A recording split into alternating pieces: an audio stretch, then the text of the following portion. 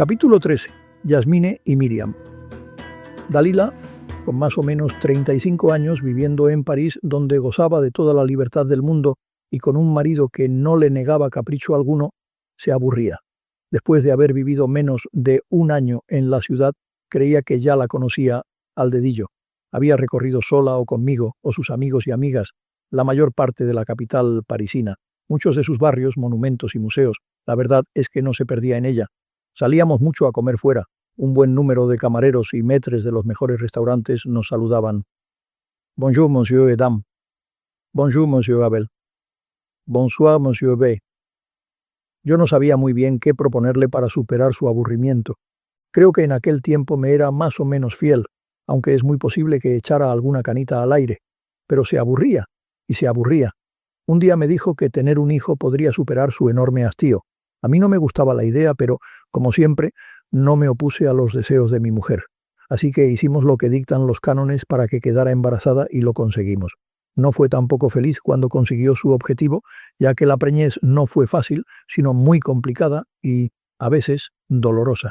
Contratamos a una enfermera para que estuviese siempre con Dalila, pero la verdad es que ella se seguía aburriendo cada día más. Deseaba que llegara el parto. Dalila dio a luz en un día de agosto del 1976 con mucho dolor, pero sin necesidad de cesárea.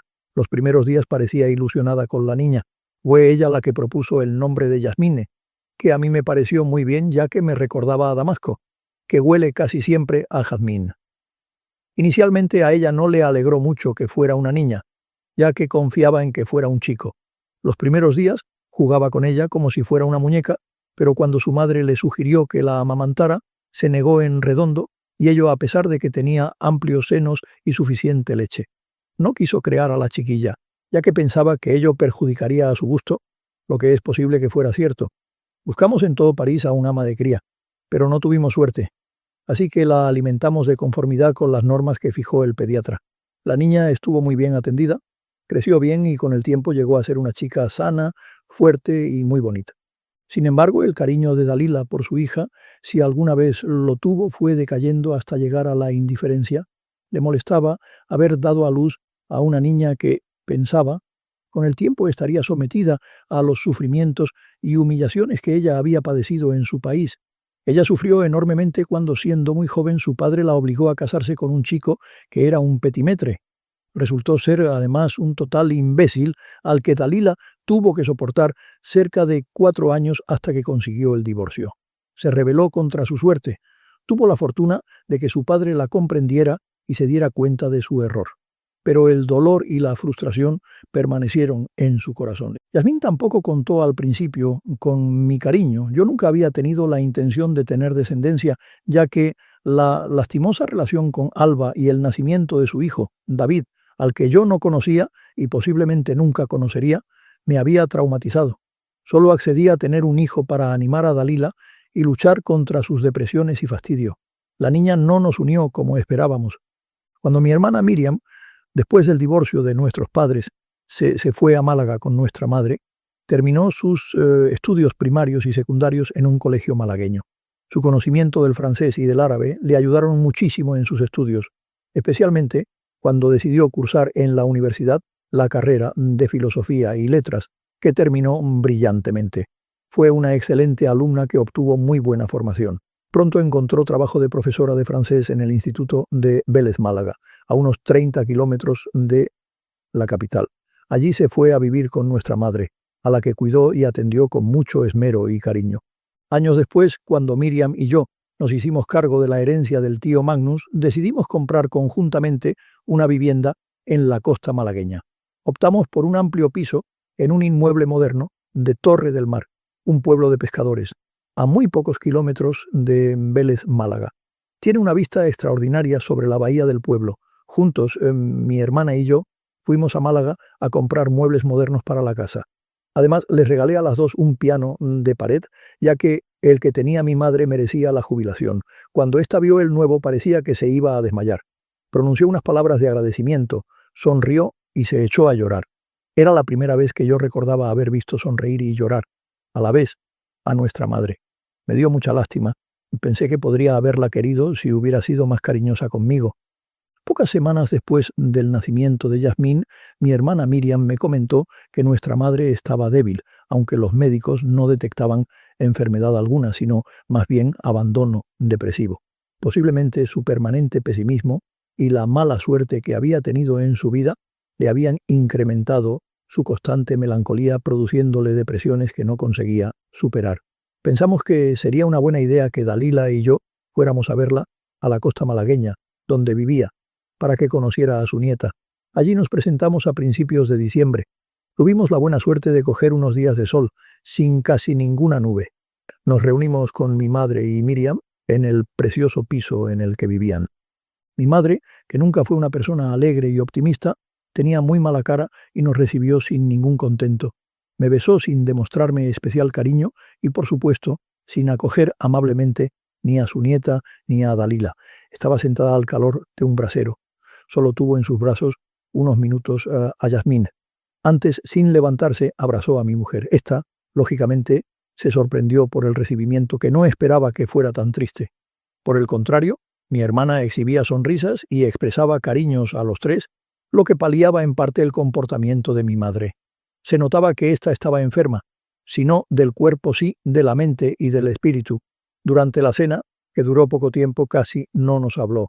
Miriam intentaba animar la comida contando historias y anécdotas sobre el sur español y su agradable vida en la costa malagueña. Ella residía en Torre, pero acudía 3 veces por semana al Instituto de Vélez, Málaga, para dar sus clases de francés. El resto de la semana lo pasaba, o bien preparándolas, o bien yendo a Málaga para pasar un rato con amigos o simplemente gozando de la vida. Era feliz. Lógicamente comparé a las dos mujeres, Miriam y Dalila, y me pregunté, sin obtener respuesta, por qué eran tan diferentes, una tan amable y generosa y la otra tan complicada y egoísta. Mi madre casi no me habló. Solo se dirigió a mí una tarde, cuando estábamos los 5, mi madre, Dalila, mi hermana que tenía en sus brazos a Yasmine y yo, alrededor de la camilla. «Ven, Abel, acércate», me dijo. Fui hacia ella y me acuclillé a su lado. Estando así, me susurró: «Mira, Abel, no sé por qué nunca te he cuidado bien y por qué no te he demostrado que te quiero mucho. Pero lo siento, ha sido así». Miriam, que oyó la triste frase de mi madre, intervino. «No es verdad, mamá. Abel sabe que siempre lo has querido mucho». Ella negó con un gesto de la cabeza y yo le apreté su mano y luego la besé en la frente al tiempo que le decía: «Gracias, madre, te quiero mucho». Me entristeció esta tardía declaración y me quedé con las ganas de que me dijera cuáles habían sido los motivos de su comportamiento conmigo. Pero esa noche, sin más, decidí adelantar mi vuelta a París, lo que hice al día siguiente por la tarde. A los pocos meses, nuestra madre murió, dejándonos solo el recuerdo de una constante amargura.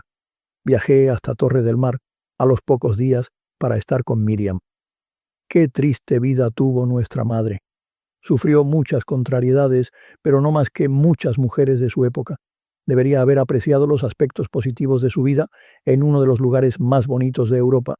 Además, frente al mar, con 2 hijos sanos, educados y más o menos felices, con una excelente situación económica. Por el contrario, vio nada más que los aspectos negativos de su vida. Desde entonces, intento ver cuáles son los puntos positivos que se presentan en toda relación humana y en cualquier circunstancia. Muchas veces no lo consigo y caigo en depresiones que cada vez me duran menos tiempo. Es lo que me ocurría cuando pensaba en Alba. Por el contrario, intentaba ver aspectos positivos de mi madre. Me acuerdo de cómo me prendaba el acento tan clásico que había guardado en el árabe que hablaba. Además, me embelesaba cuando interpretaba a la perfección algunas piezas de piano. Siempre recuerdo una melodía de una de las óperas de Gluck, que no sé identificar, que mi madre tocaba maravillosamente. Intento guardar básicamente esa imagen de ella. Cuando murió mi madre, Miriam aprovechó su libertad para viajar sola o en grupo a los más modernos o exóticos lugares de la Tierra. Pidió 1 año de excedencia. Estuvo, como primera medida, durante más de una semana en Nueva York y de allí se fue a Buenos Aires, 2 ciudades bien distintas y de diferentes culturas. Viajó cerca de 1 año por la mayor parte de Europa y por algunos lugares de Asia y África, pero no se atrevió a volver sola a Damasco, ya que ella tiene, como yo, pasaporte francés y le habían prevenido que los franceses no eran bienvenidos en Siria, lo que creo que no es verdad. Otra cosa es que no sea conveniente que una mujer se pasee sola por las calles de Damasco. Cuando terminó su periplo, recaló en mi casa, en París, y allí se quedó varias semanas. Entonces, Yasmín tenía cerca de 2 años y se criaba bien, ya que 2 niñeras o nanis se turnaban en su cuidado. La madre aparecía muy de cuando en cuando, ya que no demostraba interés alguno por su hija. Y yo no me comportaba mejor, aunque algunas veces iba a su cuarto a besarla antes de que se durmiera o a jugar con ella con los innumerables juguetes y muñecas que le regalábamos. Pero la verdad es que, afectivamente, la niña no tenía ni madre ni padre. A veces pensaba en ello y me entristecía. Cuando llegó Miriam se volcó con mi hija y se aficionó a ella rápidamente. Se notaba además que Yasmine estaba muy a gusto con ella. Jugaban, se besaban, reían. Viéndolas juntas se me ocurrió una idea. Miriam, le comenté como quien no quiere la cosa, veo que tú y mi hija estáis muy bien juntas. ¿Qué te parecería si te vinieras a vivir a París con nosotros para ocuparte, básicamente, de la niña? Tendrías tu habitación cerca de ella. Seguiríamos teniendo niñeras que se ocupen de mi hija y tú no tendrías obligación alguna. Solo estarás con Yasmín cuando te apetezca y sustituirás a su madre, que no se ocupa en absoluto de ella. No he hablado de esto con Dalila, pero estoy seguro de que no pondrá inconveniente alguno. Fue una excelente idea a la que Dalila no se opuso. Miriam la aceptó de inmediato. Mi propuesta llegó en el momento oportuno, cuando empezaba a cansarse de tanto viaje, y le agradó muchísimo ya que amaba mucho a los críos, principalmente por ello lamentaba no haberse casado. Por otra parte, adoraba París, así que retornó a Málaga y pocas semanas después, una vez que arregló sus temas personales, volvió y se instaló en la parte alta de nuestro dúplex, al lado de Yasmine. Pasamos juntos las Navidades de 1978. Se dedicó a mi hija con toda el alma. Se la notaba muy feliz. Miriam educó a nuestra hija en la religión católica, la que practica y en la que cree fervientemente, lo que tanto a mi mujer como a mí nos importó bien poco, ya que los dos, desgraciadamente, nos preocupábamos muy poco de nuestra hija. Ella hacía de padre y de madre. La chica, como es lógico, quiere más a su tía Miriam, como la llama, que a sus padres. Este hecho no me preocupa en absoluto, ya que pienso que la educación que ha recibido de mi hermana está a años luz de la que podríamos haberle dado sus padres. Paralelamente, Miriam se empapaba de París. En aquel entonces, en los últimos años de la década de 1970, aunque se mantenía en buena forma física, ya había sobrepasado su primera juventud. Se aproximaba a cumplir los 40. No era bella, pero sí era una mujer de personalidad atractiva, más que nada por su inteligencia, su largo pelo negro y su preciosa sonrisa. Tenía y tiene un aura especial que irradia paz y serenidad. Aunque nunca he hablado con ella del tema, conociendo su fervoroso catolicismo, me imagino que al estar soltera permanecería virgen. Al igual que me ocurrió a mí, no parecía que tuviera gran interés por las personas del sexo opuesto. Al menos yo no le conocía relación alguna, ni nunca me había hablado con interés de ningún hombre. En todo caso, yo la adoraba y otro tanto le ocurría a mi hija. Se llevaba bien con Dalila, con la que hablaba en nuestro árabe damasceno, la hacía feliz.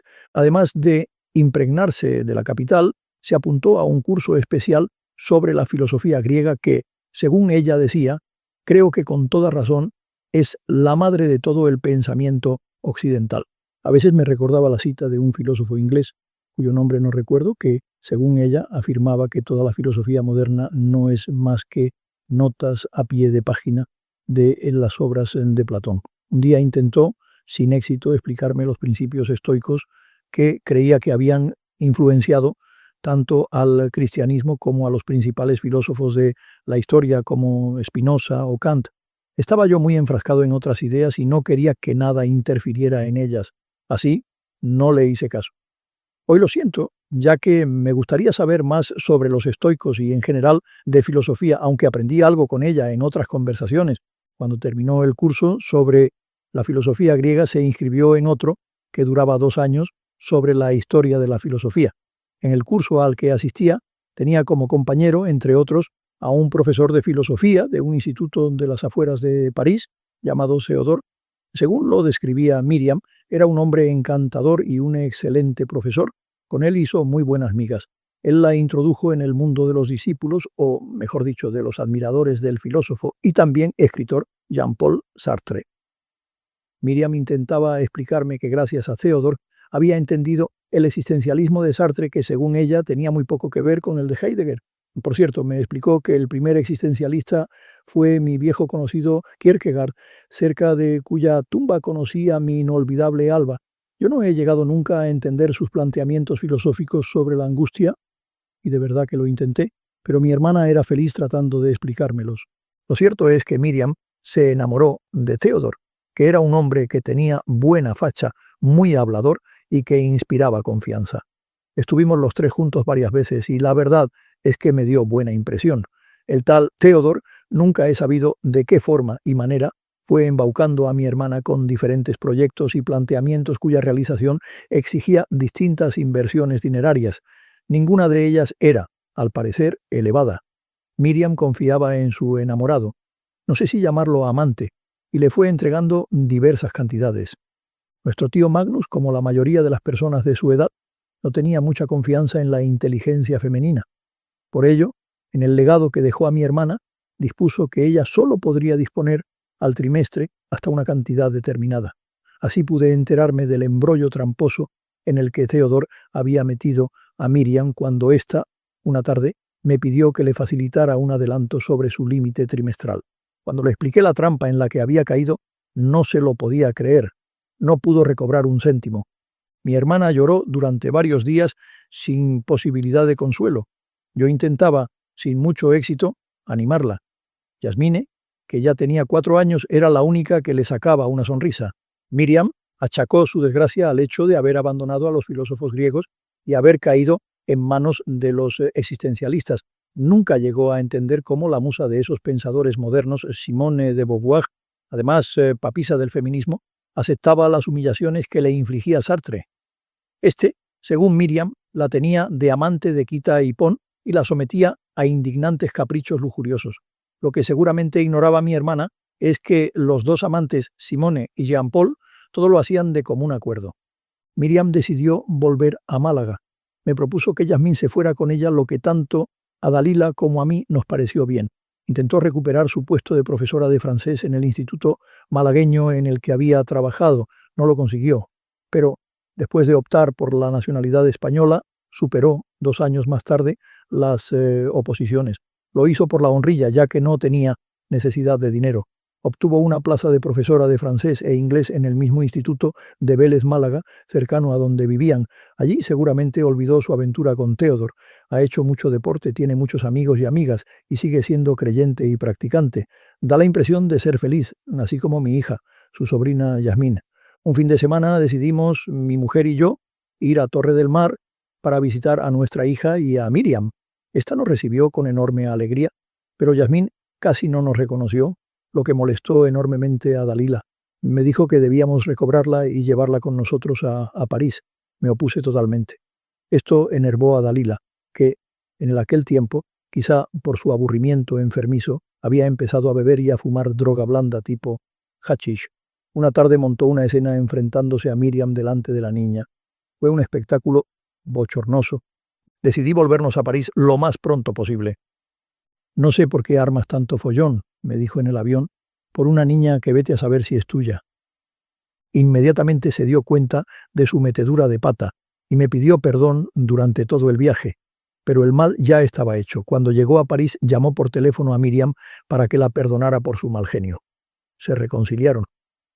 Pero mi mujer no volvió a Málaga y estuvo no sé cuántos años sin ver a su hija. Además, ni pensaba en ella ni le importaba.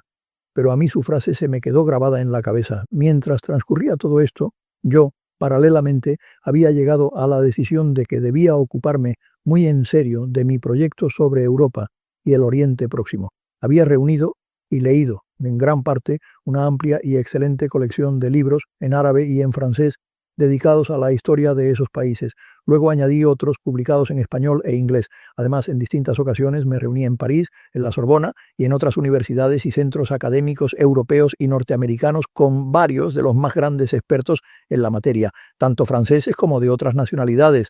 Algunos de ellos eran profesores que habían dedicado prácticamente su vida a estudiar y explicar la historia del Oriente Próximo y otros eran excelentes historiadores, académicos y profesionales conocedores de la historia de algunos de los países que forman parte de esa zona o de ella misma. Entonces, no me resultó fácil contactarlos, pero cuando lo conseguí y les expliqué mi proyecto, todos ellos se interesaron por él. Más que nada comprobaron, por una parte, su conveniencia y necesidad, y por otra, mi decisión de llevarlo a la práctica. Además, constataron lo que era fundamental, que yo contaba con los medios económicos necesarios para su desarrollo.